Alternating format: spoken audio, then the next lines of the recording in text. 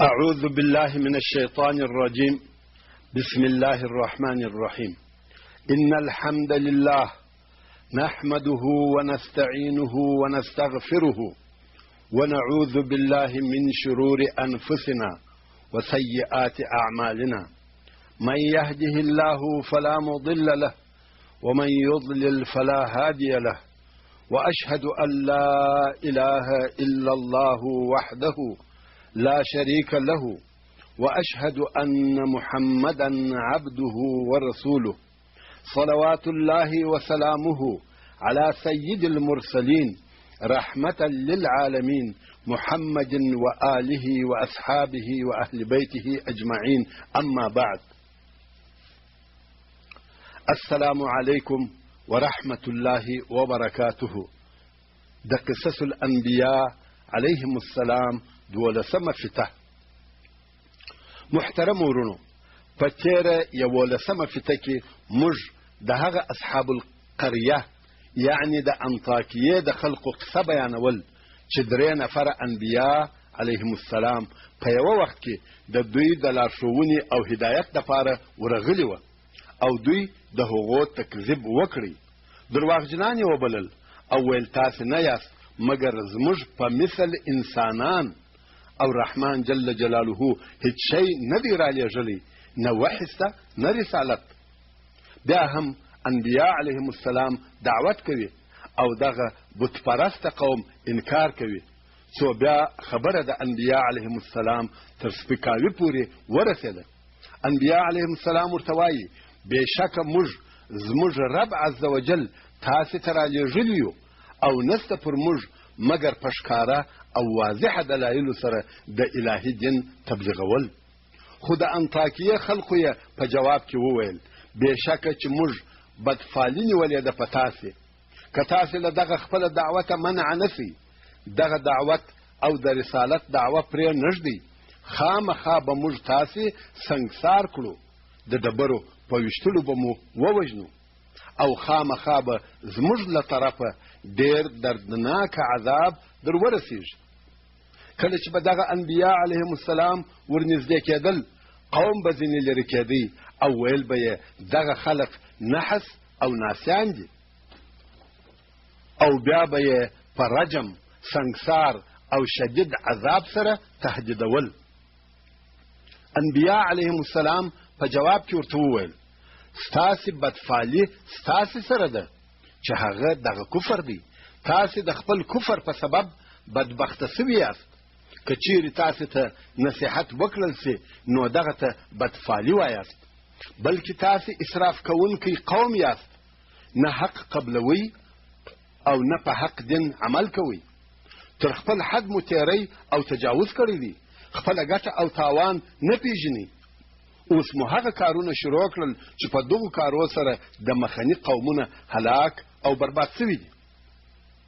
ورونو، تاسې ته د تېرو سوو قومو د حالاتو څخه دا در معلومه سوه چې هر کله به خبره دې ځای ته ورسېده چې قوم به خپل نبي په سنګسارولو، په شړلو او په عذاب تهدید کړي، دلته به الله جل جلاله په خپل قدرت د دوی د فیصلې دپاره مداخله وکړه. نو اوس هم انبیا علیهم السلام دغه قوم ته وویل تاسې اسراف او تر حد تیری وکړئ، خطرناکه مرحلې ته ورسېدلاست، بس کړئ، نور تجاوزونه مه کوئ. دغه د قوم او انبیا علیهم السلام د سوال او جواب خبر یوه داسې سړي ته ورسېدی چې د ښار په لیرو اطرافو کې یې کار کاوه. دغه سړی چې مسلمان و پوه سو چې خطر را روان دی. ویلي ده چې د قوم د انکار هغې درجې ته ورسېدی چې پخواني امتونه ورسېدلي وه او بیا هلاک سوه. د قوم هم اوس د الله جل جلاله له طرفه رالیږل سوي انبیا علیهم السلام په سنګسارولو، په شړلو او په سخت عذاب تهدیدوي. نو پر خپل قوم وبېرېدی چې الهي عذاب به پر نازل سي. مفسرین او مؤرخین وایي چې دغه سړي نوم حبیب النجار و. دغه حبیب النجار رحمه الله چې د ښار په یوه لرې حصه کې په کار مشغول و. کله چې دغه خبر ورورسېدی نو په ډېر تلوار او ځغستا په منډه له هغه ځایه راغلی، پر خپل قوم بیریږي چې عذاب پر نازل نسي، په تلوار او ځغستا را رهي دي. الله جل جلاله فرمایي: وجاء من أقصى المدينة رجل يسعى قال يا قوم اتبعوا المرسلين اتبعوا من لا يسألكم أجرا وهم مهتدون. یعنی د ښار د لرې طرفه څخه یو سړی چې په تلوار او ځغستا سره را رهي و، د رسولانو د کومک او د خپل ایمان د ښکاره کولو دپاره راغلی چې هغه دغه حبیب النجار و. ویل: ای زما قومه، تاسې د دغو رسولانو متابعت وکړئ، د هغه چا متابعت وکړئ چې ستاسې څخه د خپلې لارښوونې په عوض او مقابل کې اجر، مزدوري او بدل نه غواړي، او دوی پر سمه د خیر او اصلاح پر لار رهي دي. تاسې وګورئ، د دوی اخلاق، اعمال او عادات ټول ښه دي، ستاسې د خیر غوښتنه کوي او کم عوض یا بدل هم نه در څخه غواړي. په شر او بدو کارو مو نه امر کوي، بلکې په ښو او لوړو اخلاقو مو امر کوي. نو بیا ولې د دغسې بېغرضو او پاکو خلقو متابعت ونه کړل سي؟ قوم پوښتنه ځینې وکړه چې ته د دوی په دین یې؟ حبیب النجار په جواب کې ورته وویل: وما لي لا أعبد الذي فطرني وإليه ترجعون أأتخذ من دونه آلهة إن يردني الرحمن بضر لا تغن عني شفاعتهم شيئا ولا ينقذون إني إذا لفي ضلال مبين إني آمنت بربكم فاسمعون. او ما لره څه مانع شته چې د هغه چا عبادت به نه کوم چې زه یې پیدا کړی یم؟ زه به ولې د هغه چا عبادت نه کوم چې زه یې پیدا کړی یم؟ زه باید د زړه د اخلاصه د خپل خالق عبادت وکړم، او خاص دغه الله جل جلاله ته تاسې بیرته ورتلونکي یاست. د قیامت په ورځ د هغه عز وجل په حضور کې درېږي. که څه هم په ښکاره سره د حبیب النجار دغه خبره خپل ځان ته وه، مګر په حقیقت کې خپل قوم ته نصیحت کوي او ورته وایي: په تاسې څه سوي دي چې د هغه لوی خالق او رب عز وجل عبادت نه کوئ؟ داسې ګمان مه کوئ چې تاسې یې عبث پیدا کړي یاست او آزاد پاته یاست. څه چې مو زړه غواړي هغه به کوئ. هېڅکله داسې نه ده، بلکې پس له مرګه ټول د الله جل جلاله حضور ته حاضرېږي، او هلته به د خپلو عملو جواب وایاست. نو د اوسه څخه لا د هغې ورځې دپاره تیاري ونیسئ او هغه ورځ مه هېروئ. حبیب النجار نور هم پسې وویل: آیا بېله الله جل جلاله نور خدایان او معبودان د ځان دپاره پیدا کړم؟ که چیرې رحمان جل جلاله ما ته د یوه ضرر اراده وفرمایي، نو زما څخه به د دغو نورو معبودانو شفاعت او سپارښت هیڅ شی دفع نه کړي او نه به مې له هغه ضرره خلاص کړي. که زه د ځان دپاره نور الهه او خدایان پیدا کړم، دغه وخت نو زه په ښکاره ګمراهي کیم. بیا نو حبیب النجار د دغو انبیا علیهم السلام او خپل قوم په حضور په ښکاره سره دا اعلان وکړي او ویې ویل: بېشکه چې ما ستاسې پر رب عز وجل ایمان راوړی دی، نو تاسې دغه زما اقرار واورئ چې د قیامت په ورځ دغه زما پر اقرار شاهدان سي. یعنی د ټوله قوم په حضور بېله بیرې او بېله تردده په ښکاره سره دا اعلان کوم چې ما پر واحد او لا شریک الله جل جلاله ایمان راوړی دی. اوس نو دغه کافر قوم د حبیب النجار سره چې په ښکاره یې خپل ایمان او اسلام اعلان کړي، څه وکړه؟ سړی یې پر ځمکه غځار کړي او دوی پکښې غورځي. عبدالله ابن مسعود رضی الله تعالی عنه وایي: دغه قوم تر هغو پکښې غورځېدی څو کلمې یې خولې ته راغلې. حبیب النجار رضی الله تعالی عنه یې په ډېر ظلم او جفا سره په شهادت ورساوه. الله جل جلاله د ده په اړه او باره کې فرمایي: قیل ادخل الجنة.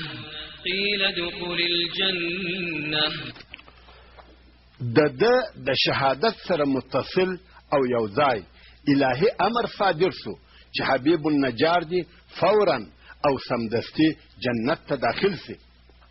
تاسو ته معلومه ده چې د شهیدانو ارواحونه تر قیامت د مخه جنت ته داخليږي، نو حبیب النجار ته هم وویل سو چې سمدستی جنت ته داخل سه.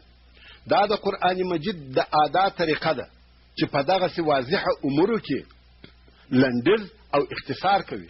داسې ونه فرمایل فاخذوه فقتلوه فقیل ادخل الجنه، یعنی هغو ونیوي او ویوژي او بیا نو وویل سوه چې جنت ته داخل سه، بلکې خبره ښکاره او واضحه ده چې هغو په شهادت ورساوه او د الله جل جلاله له طرفه وفرمایل سوه قیل ادخل الجنه.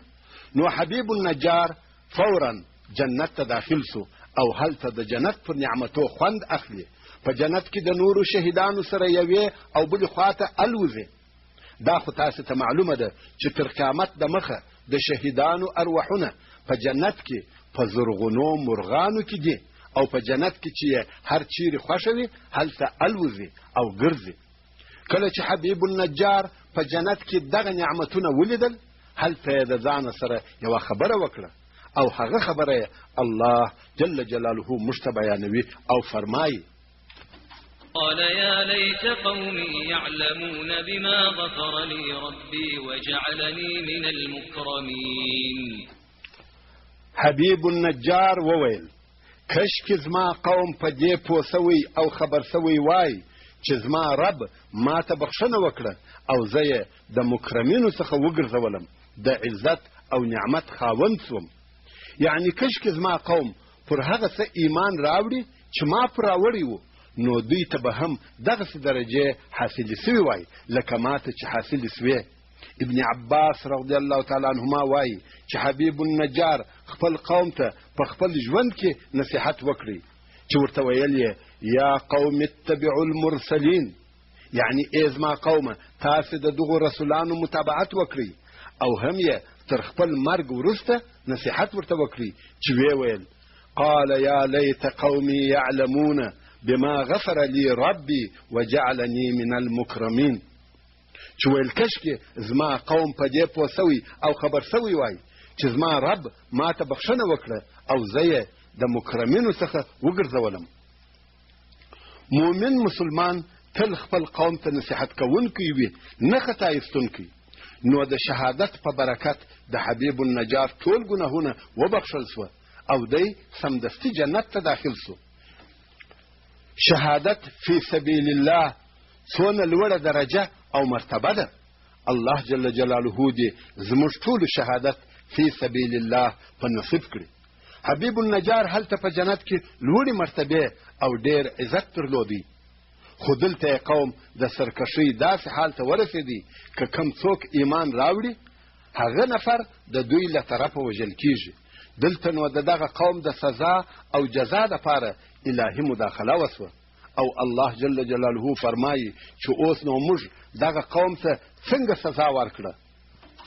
وما أنزلنا على قومه من بعده من جند من السماء وما أنزلنا على قومه من بعده من جند من السماء وما كنا منزلين إن كانت إلا صيحة واحدة فإذا هم خامدون.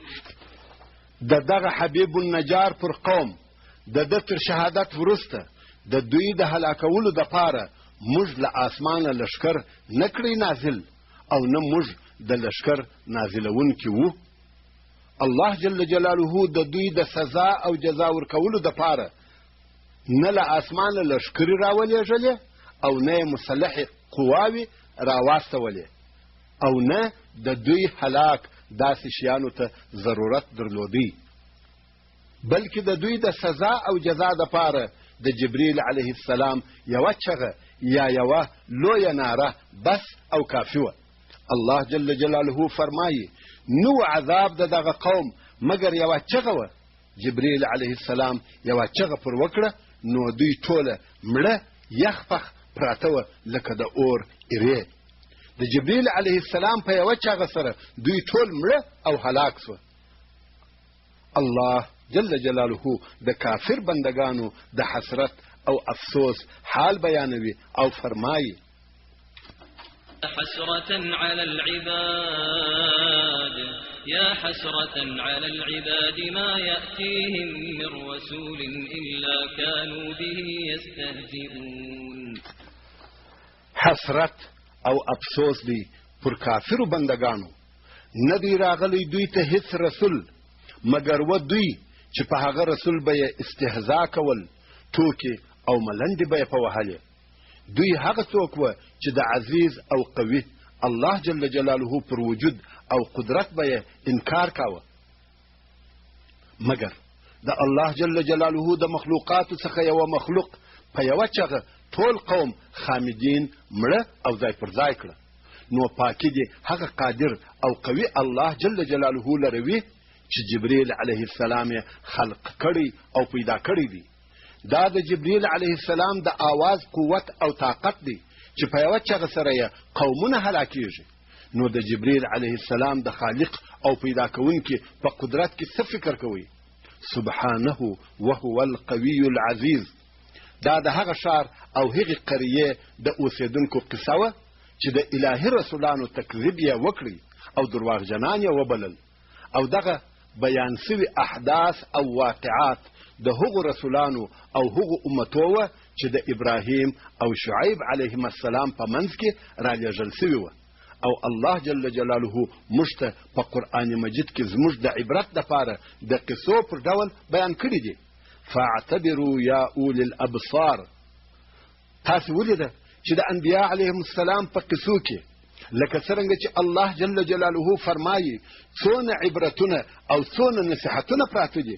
او د انبیا علیهم السلام ژوند د بشر دپاره منهج قانون او د ژوند تګلاره ده. د دوی ټول ژوند په دعوت او تبلیغ تېرېدی. خلق یې حق او الهي دین ته بلل او سمه لار یې ورښول. موږ په ټولو تېرو سوو او پرلپسې قصو کې ولیده چې انبیا علیهم السلام د خپلو قومو او امتو سره څنګه طریقه اختیار کړې وه. د دوی د دعوت طریقه نرمه ملایمه د حکمته ډکه او عاجزانه طریقه وه. دا مهم ولیده چې هر نبي به خپل قوم ډېره موده حق دین او توحید ته رابلی. خو له بده مرغه هغه قوم به انکار او سرکشي کول. خو انبیا علیهم السلام به نور هم خپل دعوت ته په دلایلو په نرمه لهجه او په تکرار سره ادامه ورکول. مګر قوم به دوی تهدیدول. نو به انبیا علیهم السلام د الهي عذاب په نازلېدلو سره انذار او اخطار ورکړي. د دنیا او آخرت په عذابو به یې وبېرول. خو قوم به دوی په شړلو په سنګسارولو او وژلو سره تهدید کړه. کله چې به نبي د خپل قوم د ایمان راوړلو څخه ناامیده سو نو به الله جل جلاله ته دعا وکړه چې الهي زما او زما د قوم په منځ کې فیصله وکړي. او بیا به پر دغه منکره او سرکشه قوم الهي عذاب نازل سو. موږ ته د انبیا علیهم السلام په تېرو سوو قصو کې د انبیا علیهم السلام د دعوت طریقه او منهج را معلوم سوه. او بیا مو ولیده چې د هغو د قومو له طرفه تهدید او بیرول وه. د یونس علیه السلام د قوم له طرفه هم دغه رد او تهدید د یونس علیه السلام سره عملي سو. مګر کله چې قوم د الهي عذاب علامې ولیدې په زاروی سوه. توبه یې وکړه او حق لارې ته یې رجوع وکړه. نو کله چې ایمان راوړي الله جل جلاله د دوی توبه قبوله کړه او د هغه مقرره سوي عذاب یې وساتل. نو دا معلومه او ښکاره خبره ده چې د الله جل جلاله له طرفه د بشر او امتو هلاکول او بربادول هدف او مقصد نه دي، بلکې هدف او مقصد دا دی چې بشر د رب البشر عبادت ته رجوع وکړي، بوتان او واسطې پرېږدي، بلکې د هغه چا عبادت وکړي چې د بشر خالق او رازق دی او د ټوله کون او کائناتو مدبر دی. ورونو اوس به هغه قصه درته بیان سي چې د قرآن مجید د لویو او عظیمو قصو څخه ده او په قرآن مجید کې په ډېر تفصیل سره ذکر شوې ده چې هغه قصه د نبی الله او رسول الله حضرت موسی علیه الصلاة والسلام قصه ده. موسی علیه السلام چې د اولو العزم رسولانو څخه دی د ژوند حالات او قصه په قرآن مجید کې نشر او ویشل شوې ده او تر 3 ځایه زیات په قرآن مجید کې ذکر شوې ده. حقیقت دا دی چې دغه قصه بې له تکلیفه او بې له ستړیا نه ترتیبېدلی او نه یو ځای کېدلی سي. نو ځکه دغه قصه چې د نورو کسانو له طرفه لیکل شوې یا بیان شوې ده پر صحیح ترتیب نه ده مرتبه شوې او که بیا هم چا مرتبه کړې وي خو بیا یې په قصه کې اسرائیلیات او نور ډېر شیان زیات کړي دي. مګر د دغسې قرآني قصو صحیح ترتیب او صحیح بیانول د دې دپاره ضروري او حتمي کار دی چې په کتاب الله قرآن کریم په داسې ډول پوسو لکه څرنګه چې الله جل جلاله زموږ څخه غواړي. نو الله جل جلاله دې زما استاد دکتور طارق سویدان ته په دارینو کې د خیر بدله او جزا ورکړي چې دغه دپاره یې ډېر کوشش کړی دی چې دغه د انبیا علیهم السلام قصې په کتاب الله پورې تړلي او د هغه څخه یې په ښه ترتیب سره را ایستلي دي او واقعا هم کتاب الله د دغو قصو اصلي او اساسي مرجع ده او قرآن مجید هغه کتاب دی چې الله جل جلاله د هغه په باره کې فرمایي وإنه لكتاب عزيز لا يأتيه الباطل من بين يديه ولا من خلفه تنزيل من حكيم حميد. يعني بشکه چې دغه قرآن مجید په قوت او عزت د الله جل جلاله قوي او عزیز نادر او منیع کتاب دی د هر تغیر او تبدیل څخه ساتل شوی دی. نه راځي دغه کتاب ته هیڅ باطل له هیڅ طرفه نه یې د مخني کتابونه باطلوي نه وروستني. دغه قرآن مجید د دې څخه ساتل شوی دی چې یا دې شی ځینې کم سي یا دې پر زیات سي. دغه قرآن مجید د حکیم او حمید الله جل جلاله له طرفه را لېږل شوی دی. حکیم یعنی هغه ذات چې د بندگانو په کارو کې د حکمت خاوند دی او حمید یعنی هغه ذات چې د ده پر کمالیه صفاتو ښه ویل شوي دي. همدارنګه په قرآن مجید پورې د دغو قصو مربوطول یا تړل یوه بله مهمه ګټه هم لري. هغه دا چې پر موږ مسلمانانو دا لازمه ده چې قرآن مجید پرې نږدو او هیر یې نه کړو. موږ باید همیشه د قرآن مجید تلاوت وکړو او زموږ د ژوندانه لارښوونکی باید قرآن مجید وي او ژوند مو باید د قرآن کریم سره تړلی وي. نو د قرآن کریم سره حقیقي ژوند دا نه دی چې ډېر یا ژر ژر یې ووایو بلکې د قرآن مجید تلاوت باید په تدبر او فکر کولو سره وي. الله جل جلاله فرمایي افلا يتدبرون القرآن یعنی آیا دوی په قرآن مجید کې فکر نه کوي؟ که ته د قرآن مجید تلاوت کوي او نه په پوهېږې نو تفکر او تدبر به څنګه پکښې وکړې؟ نو ځکه د ټولو انبیا علیهم السلام قصو ته خاصتا د موسی علیه السلام قصې ته د قرآن مجید د آیاتو سره رابط او تړون ورکړل شوی دی چې اول خو به قصه د قرآن مجید څخه زده کړو او همدارنګه به قرآن مجید په دغو قصو سره زده کړو. بخښنه غواړم د قصې مقدمه یا سریزه ډېره اوږده سوه. اوس به په اصلي قصه شروع وسي. الله جل جلاله په سورة القصص کې فرمایي بسم الله الرحمن الرحيم طاسين تلك آيات الكتاب المبين نتلو عليك من نبأ موسى وفرعون بالحق لقوم يؤمنون. دغه آیاتونه یعنی دغه قرآنی آیاتونه چې موږ تاته نازل کړي دي د هر هغه څه بیانونکي او ښکاره کوونکي دي چې بندگان په خپل دنیوي او اخروي ژوند کې ضرورت ورته لري. دا داسې کتاب دی چې خیر او برکت یې ښکاره دی، د حق او باطل جلا کوونکی دی. ای محمد صلی الله علیه و آله وسلم، موږ تاته د موسی او فرعون ځینې اخبار په حق سره بیانوو د هغه قوم د پاره چې ایمان یې راوړی دی.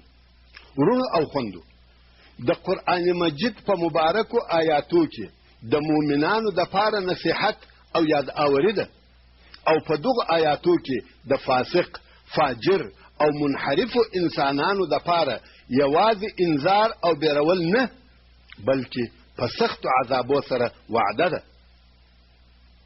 ورونو، حضرت موسی علیه السلام مکرم نبی او معزز رسول دی. هغه کلیم الله دی چې الله جل جلاله بلا واسطه خبري ورسره کړی دي.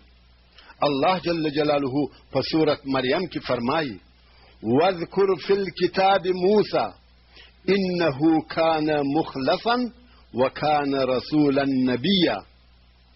یعنی په کتاب قرآن مجید کې د موسی علیه السلام قصه بیان کړه. بشک چې دی خالص کړه سوی وو، عبادت خاص د الله جل جلاله د پاره وو، په دې کې شیطان هیڅ برخه او نصیب نه درلودي، او دی علیه السلام رسول نبی وو. د موسی علیه السلام نسب او شجره داسې ده: موسی ابن عمران ابن قاهث ابن عازر ابن لاوی ابن یعقوب ابن اسحاق ابن ابراهیم علیهم السلام. نو د موسی او یعقوب علیه السلام په منځ کې ډېره اوږده زمانه نه ده تېره سوې. همدارنګه د موسی علیه السلام چهره او قیافه په هغه حدیث شریف کې چې امام بخاري د عبدالله ابن عمر رضی الله تعالی عنهما څخه روایتوي بیان شوې ده. او رسول الله صلی الله علیه و آله وسلم فرمایي: واما موسی فآدم جسيم ثبت كأنه من رجال الزط. رواه البخاري. پس له هغه چې رسول الله صلی الله علیه و آله وسلم د نورو انبیاء علیهم السلام چهره او قیافه بیان کړه، نو یې وفرمایل: او هر څه چې موسی علیه السلام وو هغه آدم وو. آدم علیه السلام پرنګ غنم رنګ وو چې توروالی یې زیات وو، نو موسی علیه السلام هم پرنګ غنم رنګ وو چې توروالی یې ډېر زیات وو. په جسم او بدن ډېر غټ او ډېر قوي وو. حتی د موسی علیه السلام د قوت په باره کې ویل کېږي چې د لسو قوي نفرو قوت یې درلودی. وریښتان یې پیچلي نه وه او په قد ډېر جګ، لکه د زوت د قبیلې یو سړی داسې و. زوت په سودان کې یوه قبیله ده چې په قد او قامت ډېر جګ دي. نو موسی علیه السلام غنم رنګه غټ او جګ سړی و. د موسی علیه السلام د صفاتو څخه بل صفت دا و چې په خبرو کې سکته یا د ژبې بندېدل درلوده، لکه څرنګه چې الله جل جلاله د فرعون دغه وینا چې خپل قوم ته یې ویل په قرآن مجید کې بیانوي او په سورة الزخرف کې فرمایي: ام انا خیر من هذا الذي هو مهین ولا يكاد يبین. فرعون وایي بلکې زه تر دغه سړي موسی علیه السلام چې هغه سپک او خوار دی ښه او بهتر یم.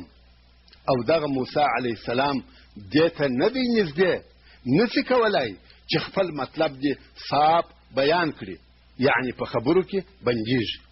مقصد دا چې موسی علیه السلام کله کله په ژبه کې بندېدی، او دغه کار د دې څخه منع نه کړي چې د اولو العزمه رسولانو څخه دي سي. همدارنګه الله جل جلاله په سورة القصص کې فرمایي چې موسی علیه السلام وویل: وأخي هارون هو أفصح مني لسانا فأرسله معي. يعني او زما ورور هارون په خبرو کولو کې تر ما صاف او فصیح دی. هغه زما د کومک دپاره زما سره په رسالت ولېږه. مقصد دا چې موسی علیه السلام د خلاصو او فصیحو خبرو کولو قدرت نه درلودی، نو ځکه یې د الله جل جلاله څخه په هارون علیه السلام سره د ځان کومک وغوښتی. خو دغه حالات به هغه وخت په واضح ډول سره بیان سي چې دغه قصې په تفصیل شروع وسي. دا خو درته معلومه ده، کله چې د بني اسرائیل جمله وویل سي مقصد یې د یعقوب علیه السلام اولاده ده، ځکه یعقوب علیه السلام ته اسرائیل ویل کېده، نو بني اسرائیل د یوسف علیه السلام په زمانه کې د فلسطین څخه مصر ته مهاجر شوه. کله چې موږ او تاسې د یوسف علیه السلام قصه بیانول، د قصې په آخر کې مو واورېدل چې الله جل جلاله وفرمایل: آوى إليه أبويه وقال ادخلوا مصر إن شاء الله آمنين. نو د یوسف علیه السلام د حکم په وخت کې د یوسف علیه السلام پلار، مور او وروڼه یې مصر ته هجرت وکړي او هلته یې ژوند کاوه. د تاریخ علما وایي کله چې بني اسرائیل مصر ته داخلېده شمېر یې 80 نفره و، هلته یې نسل او اولادونه زیاتېدل. خو کله چې موسی علیه السلام د مصر څخه راایستل شمېر یې 6 نفره و، نو بني اسرائیل په مصر کې ډېر سوه او دغه ټول شمېر یې د یوسف علیه السلام تر زمانې وروسته زیات سوی و. نو اوس هلته په مصر کې د انسانانو 2 طبقو ژوند کاوه، چې یوه طبقه یې اصلي د مصر خلق و او په قومي لحاظ قبطیان ورته ویل کېده، او بله طبقه یې بني اسرائیل د یعقوب علیه السلام اولاده وه چې مصر ته مهاجر راغلي وه. دا خو تاسې ته معلومه ده چې د فرعون لفظ د مصر د پاچاهانو لقب و، یعنی په پخوا کې د مصر هر پاچا ته فرعون ویل کېده، لکه د حبشې هر پاچا ته چې نجاشي ویل کېده، همدارنګه د روم هر پاچا ته قیصر ویل کېده او د فارس هر پاچا ته کسرا ویل کېده. دغه الفاظ د پاچاهانو القاب دي، نومونه یې نه دي. نو د یوسف علیه السلام په زمانه کې د مصر فرعون چې ریان ابن ولید نومېدی، د مصر ټول حکم او حاکمیت یوسف علیه السلام ته پرې ایښی وه. د یوسف علیه السلام یې د علم او د پوهې په سبب ډېر عزت کاوه. که څه هم ریان ابن ولید پوهېدی چې یوسف علیه السلام د پر دین نه دی، مګر د علیه السلام پوهه، عقل او حکمت یې خوښ وه، ځکه د فرعون ملک او مملکت یې له ډېرې لویې لوږې او هلاک څخه خلاص کړي. نو ځکه یې د دولت ټول واک او ټولې چارې د علیه السلام ته پرې ایښې وې. هر قسم چې به د یوسف علیه السلام خوښه وه هغسې تصرف یې کاوه. نو د یوسف علیه السلام په زمانه کې بني اسرائیلو په مصر کې داسې ژوند کاوه لکه پاچاهان، او په مصر کې دوی د عزت خاوندان وه. پس له هغه چې د مصر پاچا ریان ابن ولید مړ سو، بیا نو قابوس ابن مصعب پاچا سو چې کافر او ډېر ظالم پاچا و، او بني اسرائیل یې ډېر زیات په تکلیف کړه. دغه حالات د یوسف علیه السلام تر وفات وروسته پیښ شوه. د قابوس ابن مصعب تر مرګ وروسته د دغه قابوس ورور ولید ابن مصعب د مصر پاچا سو. د دغه ولید ابن مصعب ښځه آسیه بنت مزاحم رضی الله تعالی عنها نومېده چې د بني اسرائیلو څخه وه، خو څوک یې د مصر د قبطیانو څخه بولي او وایي دا د هغه فرعون د اولادې څخه ده چې د یوسف علیه السلام په زمانه کې د مصر فرعون و او ریان ابن ولید نومېدی. د دغې آسیه بنت مزاحم په باره کې رسول الله صلی الله علیه و آله وسلم فرمایي: د نارینه‌و څخه ډېر کسان د کمال درجې ته رسېدلي دي او د ښځو څخه څوک د کمال درجې ته نه دي رسېدلي بې له 4 ښځو، چې هغه 4 آسیه بنت مزاحم چې د فرعون ښځه وه، مریم بنت عمران چې د عیسی علیه السلام مور ده، ام المؤمنین خدیجه بنت خویلد او فاطمه بنت محمد صلی الله علیه و آله وسلم. نو آسیه بنت مزاحم چې د بني اسرائیل څخه مؤمنه صالحه او مسلمانه ښځه وه. د مصر فرعون دا اراده وکړه چې د دې د پلار څخه یې په غصب او په زور د منځ په شکل واخلي، خو د آسیه پلار انکار وکړي، ویل دا وړه یا کوچنی ده. فرعون وویل یا کوچنی نه ده. د آسیه پلار مزاحم وویل نو مهر یې راکړه او واده ورسره وکړه. بیا هم د آسیه پلار خپلې لور ته د مشورې پر قسم ورغلی او ویل فرعون غواړي چې ستا سره واده وکړي. لور یې وویل د کافر سره څنګه واده وکړم؟ پلار یې ورته ویل لورې ستا په دغه انکار سره ته او ستا ټوله کورنۍ هلاکیږي، ځکه فرعون مو وژني او شاید تا هم په زور ورسره بوزي. نو آسیه هم د خپلې کورنۍ د ساتنې په سبب او د دې لپاره چې په زور او د منځ په شکل یې وانخلي په دغه واده راضي شوه. نو فرعون په مهر واده ورسره وکړي. آسیه چې د فرعون ښځه ده، د فرعون سره یې ژوند کاوه، خو د ده د دین څخه ناخوښه او ناراضه وه.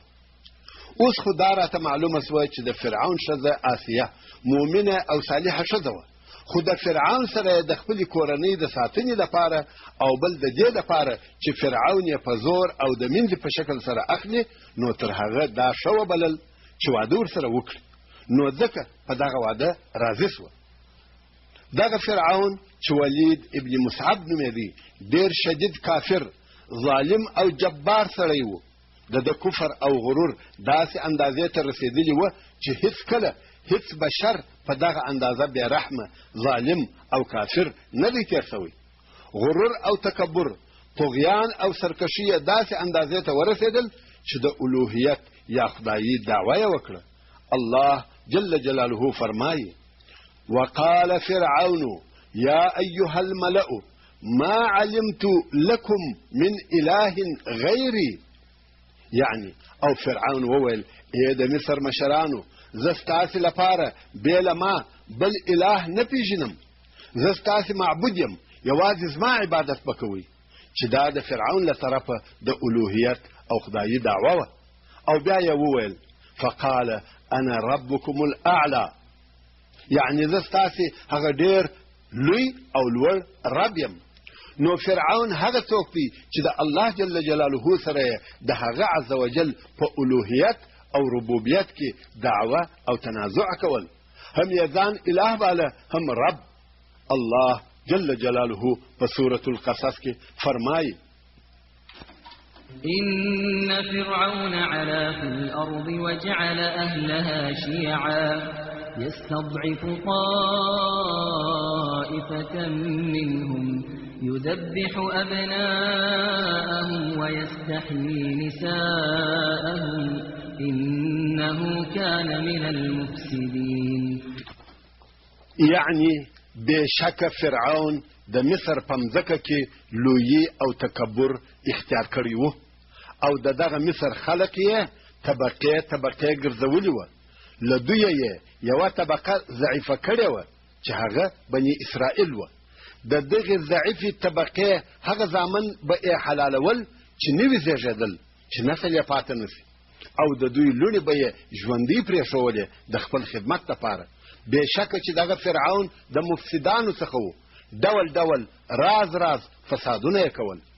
فرعون د مصر خلق څو طبقو یا څو درجو ته وویشل چې د فرعون په تقسیم د هغې زمانې تر ټولو پاته او کښته طبقه بني اسرائیل وه. هغه بني اسرائیل چې تر دغه د مخه په مصر کې داسې وه لکه پاچاهان، مګر اوس د فرعون په امر ډېر خوار او ذلیله سوه. فرعون امرونه صادر کړه چې ټول بني اسرائیل د فرعون مریان او خادمان دي. سخت او درانه کارونه یې د دوی دنده او وظیفه وګرځول. ځینې یې په خټو او تعمیراتي کارو کې استعمالول، ځینې یې د کښت او بزګرۍ پر کارو وګمارل، او ځینې یې د ښار د نظافت او پاکۍ نوکران کړه، او د بني اسرائیلو ښځې مینځیانې کړې. هر چا کولای سوای چې هره ښځه د خپل کور د کارو دپاره د مینځې پر قسم استعمال کړي. دغه حکم او دغه اختیار یوازې د فرعون او حکومتي خلقو دپاره نه و بلکې عام حکم و. د مصر ټولې لوړې طبقې چې قبطیان وه دغه تصرف کولی سوای چې د بني اسرائیلو ښځې د خپل خدمت لپاره استعمال کړي. بني اسرائیلو د دغه ذلت او خواریو څخه د خلاصون په انتظار کې شپې او ورځې تېرولې، ځکه د دوی سره یو زیری ورسره و چې د هغه په اړه او باره کې ابن کثیر رحمه الله وایي بني اسرائیلو به د ابراهیم خلیل الله صلی الله علیه و آله وسلم یوه پیشګویي په خپل منځ کې سره بیانول چې په هغه کې ویل سوي وه چې د ابراهیم علیه السلام په اولاده کې به داسې یو ځوان پیدا سي چې د مصر د پاچا هلاک به د ده پر لاس وي او دغه ځوان به بني اسرائیل د ذلت او خوارۍ څخه خلاص کړي. دغه زیری په بني اسرائیلو کې مشهوره و او دغه خبرې یې د قبطیانو سره وکړې او بیا دغه خبر د قبطیانو د لارې فرعون ته ورسېدی. نو ځکه فرعون د بني اسرائیلو د هغو نارینه ماشومانو د وژلو امر وکړي چې نوي زیږېدل. خو څوک بیا وایي چې دغه زیری د خوب پر قسم راغلی چې هغه خوب په خپله فرعون ولیدی. فرعون داسې خوب ولیدی چې له شامه اور راووتی او د مصر پر طرف رارهي و تر څو مصر ته راورسېدی او د مصر ټول کورونه یې بې له کورو څخه د بني اسرائیلو وسوځل. یعنې د قبطیانو او نورو ټولو مصریانو کورونه وسوځل سوه بې له کورو څخه د بني اسرائیلو چې د دوی کورونه صحیح او سالم پاته سوه. فرعون د دغه خوب د ترجمې دپاره کاهنانو او ساحرانو د خوب ترجمه کوونکو او نجومګرانو ته رجوع وکړه چې دغه زما د خوب ترجمه څه شي ده. هغو په ټولو سره وویل ستا د خوب معنا دا ده چې په بني اسرائیلو کې به یو هلک پیدا سي چې د هغه هلک په واسطه سره به ته هلاک سې او ستا پاچهي به در خرابه کړي. تا او ستا قوم به ټوله له وطنه چې مصر دی وباسي. د خوب د دغې ترجمې په اورېدلو سره فرعون ډېر وبېرېدی او هغه خپل ظالمانه حکم یې صادر کړی. ویل په بني اسرائیلو کې چې هر نارینه ماشوم زیږي هغه وژني. د ټول مملکت ټولو قابلو او دایګانو ته یې دغه امر صادر او اعلان کړی. دلته د فرعون د بېعقلۍ او حماقت د اثبات لپاره یوې تبصرې ته متوجه سي. هغه دا چې د فرعون خوب یا به د رښتیا خوب و یا د درواغ. که دغه خوب رؤیه صادقه وي د رښتیا خوب وي د هغه خوب د واقع کېدلو او پیښېدلو مخه په دغسې ظالمانه عمل او وحشي حیله نه ګرځول کېږي ځکه دا الهي امر دی او خامخا به عملي کېږي. او که دغه خوب رؤیا الکاذبه وي د درواغو خوب وي نو د دونه ډیرو انسانانو وژل یو د ظلمه ډک جاهلانه او احمقانه کار دی. خیر فرعون دغه خپل ظالمانه او احمقانه امر صادر کړی چې د بني اسرائیلو هر نارینه ماشوم چې پیدا کیږي هغه دې وژل کیږي. دغه امر هغه وخت صادر سو چې د موسی علیه السلام ورور هارون علیه السلام زیږېدلی و او اوس د موسی علیه السلام مور بیا حامله وه نو ځکه هارون علیه السلام ژوندی پاته سو. خو ځینې روایتونه وایي چې د دغه امر په صادرېدلو سره بني اسرائیل ډېر غمجن او پریشانه سوه هم او غم پر کوټه سو. نو سپین ږیري یې د دغه غم په سبب د زړه په سکته او عصبي ناروغیو ډېر ژر مړه کېده او نوي نارینه ماشومان یې حلالېده. نو فرعون ته نږدې خلک فرعون ته ورغله او ورته ویل د بني اسرائیلو سپین ږیري په خپله ژر ژر مري او ماشومان یې ته حلالوي. نږدې ده چې بني اسرائیل ختم سي او بیا به دغه درانه کارونه زموږ په غاړه کې ولویږي. د دغه شکایت په اورېدلو سره فرعون امر وکړي چې د بني اسرائیلو هلکان دي یو کال وژل کیږي او یو کال دې پرېښول کیږي. نو هارون علیه السلام په هغه کال وزېږېدی چې ماشومان نه وژل کېده او دی ژوندی پاته سو. خو موسی علیه السلام یا هغه څوک چې د فرعون د هلاک سبب و په هغه کال وزېږېدی چې نارینه ماشومان حلالېدل. په هر صورت یا اول روایت یا دوهم روایت هارون علیه السلام د فرعون د دغه ظالمانه حکم څخه خلاص سو او اوس چې د فرعون امر د هلکانو په وژلو صادر سوی دی د موسی علیه السلام مور حامله ده او د فرعون امر داسې و کومې ښځې چې نوي یا تازه حمل ولري هغه معلومې کړئ او کار مه پلرئ. یعنې په شروع کې دې په حامله ښځه څه نه کېږي، خو کله چې یې ماشوم پیدا سي که هلک و حلال یې کړئ او که نجلۍ وه زموږ د خدمت لپاره یې ژوندۍ پرېږدئ.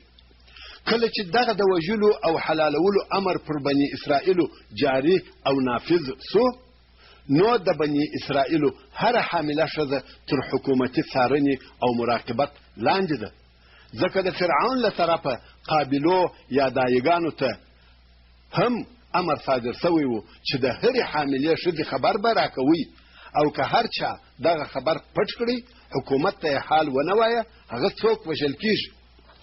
نو دایګانو او قابلو به قبطیانو او مصریانو ته د هرې حاملې ښځې او هر ماشوم د پیدا کېدلو خبر رساوه. په دغه وختو کې د موسی علیه السلام مور د حمل په اولو میاشتو کې وه او د خپل حمل خبر یې پټ وساتئ، چاته حال نه وایي، خپل ځان پټوي او له کوره نه وځي.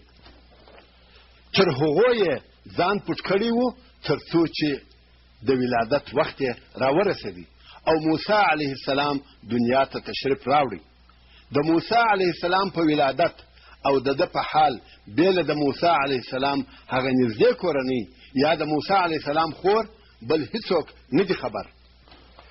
کله چې ماشوم پیدا سو د موسی علیه السلام مور پر خپل زوی وبېرېده چې د فرعون ډله به یې داسې ووژني لکه د لطفا فته واړوه.